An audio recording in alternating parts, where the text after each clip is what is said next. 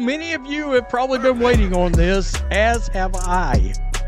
But the WNBA All-Star Game ratings have come out, and all I could think of right off the bat was 4 little letters. F-A-F-O. F around and find out.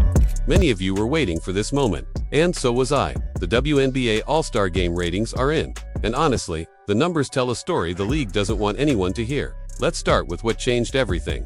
July 13th, a single moment. Jacy Sheldon drove her knee straight into Caitlin Clark's groin during what should have been a routine basketball play.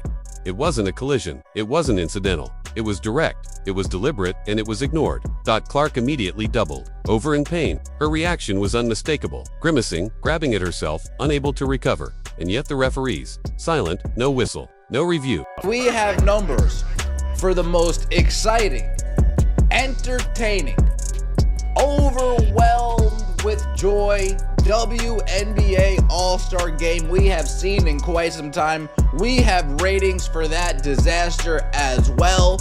There's good news and there's bad news.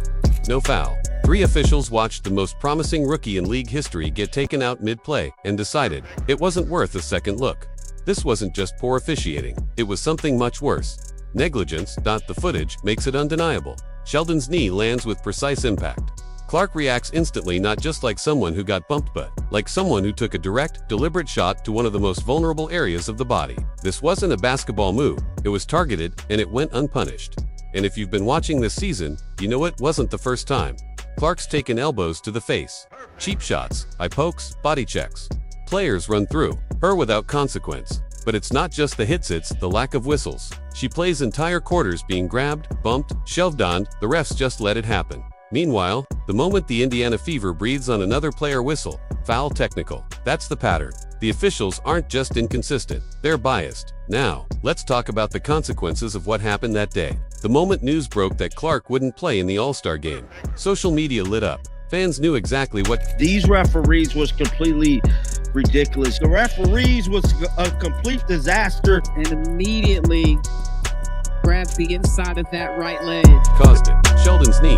The outrage was instant, but what followed was catastrophic. The ticket market crashed fast. Hours after the injury news, the average get-in price for the All-Star Game dropped nearly 50%. Before Clark was ruled out, tickets were selling at record levels. $262 average purchase price.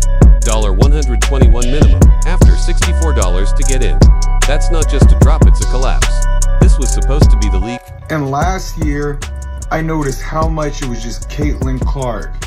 Caitlin Clark was taking all the hits. Caitlin Clark was taking all the abuse. But this year they've added Sophie Cunningham. She gets more flagrant fouls on her than anybody in the league besides Caitlin Clark. And Aaliyah Boston, she's been taking hits as well. But the worst thing is the consistency.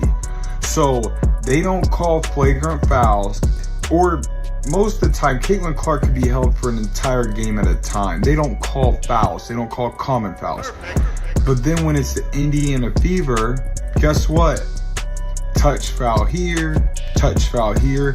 They call absolutely nothing. Its biggest moment, a celebration of growth, a coronation of a new era. Instead, it turned into a financial disaster, and it didn't stop with tickets. Local vendors, restaurants, and bars, all of them saw the fallout. They'd prepared for a Caitlin Clark weekend. They staffed up, stocked up, but the crowds never came. Hotels had vacancies. Merchandise didn't move.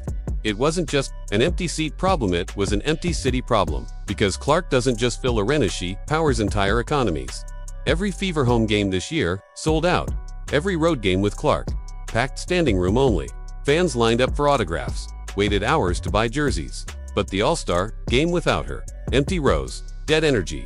People didn't just stay home, they stayed quiet. The message was clear: no Clark, no interest. The ripple effects of that injury exposed a truth the WNBA has tried desperately to avoid. This league is built on one player, and without her, the illusion of momentum crumbles. Now, let's talk numbers.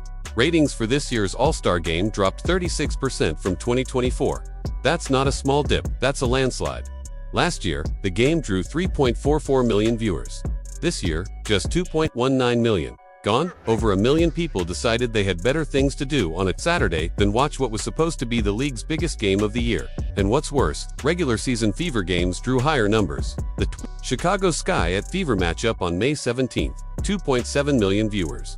That's more than this All-Star Game. Liberty versus Fever, 2.22 million. Again, more than the All-Star Game.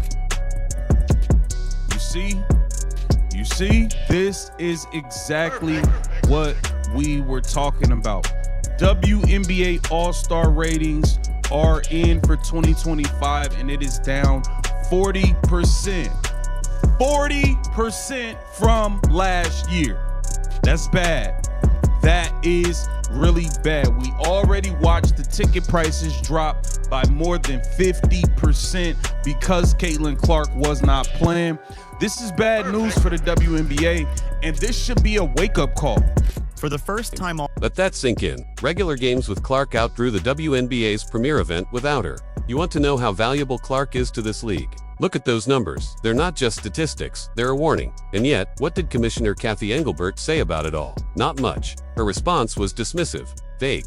She deflected, she tried to spin, but you can't spin a 36% ratings drop. You can't spin a 48% ticket crash. You can't ignore thousands of empty seats and think the fans won't notice. The fans did notice, and they spoke loudly. The officiating failures, ignored. The targeted hits, unaddressed. The only thing the WNBA seemed focused on was image end. That's where things went from bad to worse. Before Piaf, several players warmed up in t-shirts that read, "Pay us what you owe us." The intention might have been noble, but the timing, horrendous. Because while Clark sat injured on the bench, the only player whose presence generated those salaries, those sellouts, and those raises others were demanding more money, while producing less. To the fans, it looked tone-deaf, entitled, out of touch, and it backfired completely. The backlash was brutal. Social media erupted.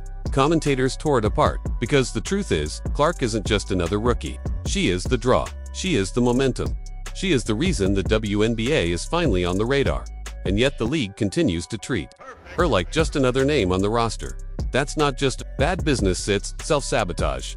When Kennedy Carter elbowed Clark in the face, no call. When Carrington poked her in the eye, nothing. When Angel Reese whacked her on a drive and celebrated afterward, the refs swallowed their whistles. And Sheldon, a knee to the groin. Somehow not even reviewed. This isn't about protecting a star unfairly.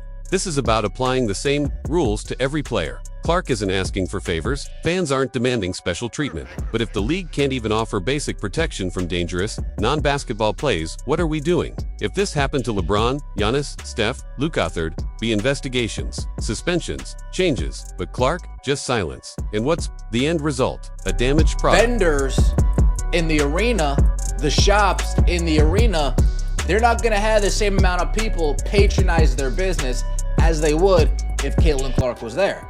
The surrounding restaurants, the surrounding areas, the surrounding attractions, they're not going to have the same number of people patronize their business as they would if Caitlin Clark was healthy. A star player sidelined. A weekend of empty seats, slashed prices, angry fans, and dismal ratings. All of it preventable. All of it ignored. The worst part, the game itself was awful. A glorified three-point contest. Zero competitiveness.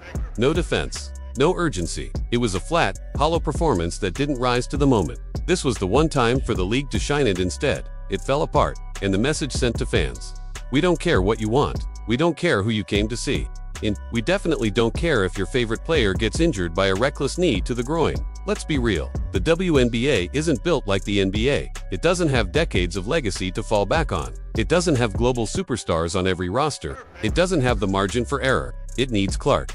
Not because she's perfect, not because she's untouchable, but because she's the one person who's changed everything.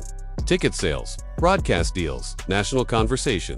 She is the moment. And if the league doesn't protect that, if they continue to let referees ignore dangerous hits, if they keep letting jealousy fester, if they keep downplaying her importance, they're going to lose everything they've gained in the last 12 months. This all-star disaster isn't just a black eye. It's a glimpse into what happens if Clark goes down for good. And the numbers speak louder than any PR statement ever could. Engelbert has a choice to make. Protect the league's biggest asset, or watch the momentum vanish. Because without Clark, this league doesn't just lose attention, it loses its foundation. Fans are watching, sponsors are watching, networks are watching, And right now, they're not impressed. So if you're listening, WNBA, it's time to wake up, fix the officiating, protect your players, all of them, but especially the one driving your growth. Because this league can't afford another Sheldon moment. It can't afford another Clark injury. And it definitely can't afford another All-Star week.